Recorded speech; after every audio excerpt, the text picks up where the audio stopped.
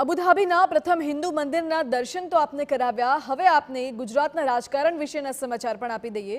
ગુજરાતના રાજ્યસભાના ઉમેદવારોની પસંદગીમાં વડાપ્રધાન નરેન્દ્ર મોદીએ ફરી આપી છે સરપ્રાઈઝ।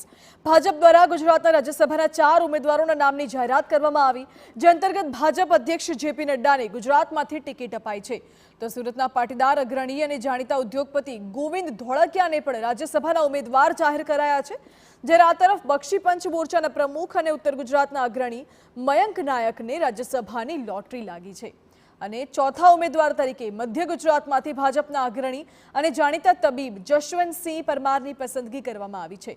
ભાજપે જ્ઞાતિ જાતિના સમીકરણોને ધ્યાનમાં રાખીને તમામ ઉમેદવારોની પસંદગી કરી છે। જાહેર થયેલા 4 ઉમેદવારો પૈકી એક ઉમેદવાર બ્રાહ્મણ છે, તો એક ઉમેદવાર પાટીદાર છે, જ્યારે કે અન્ય 2 ઉમેદવારો ઓબીસી સમાજમાંથી આવે છે। ધારણા મુજબ જ ભાજપે હાલના રાજ્યસભાના સાંસદ પરસોત્તમ રૂપાલા અને મનસુખ માંડવિયાને રિપીટ નથી કર્યા।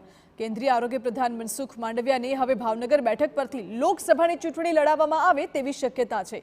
જોકે ભાજપના તમામ 4 ઉમેદવારો ગુરુવારે બપોરે 12:39 વાગ્યે વિજય મુહૂર્તમાં ઉમેદવારી નોંધાવશે। 4 બેઠકો પર ભાજપના ઉમેદવારોની બિનહરીફ જીત નિશ્ચિત છે।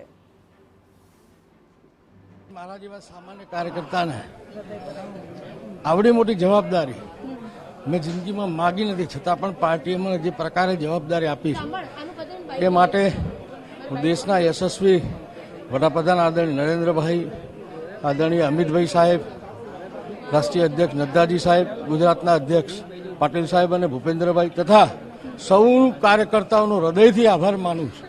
એક સામાન્ય બૂથના કાર્યકર્તાને દેશની સર્વશ્રેષ્ઠ રાજ્યસભામાં આજે મને નોમિની કર્યું છે, એ માટે જેટલો હું આભાર માનું એટલો ઓછો।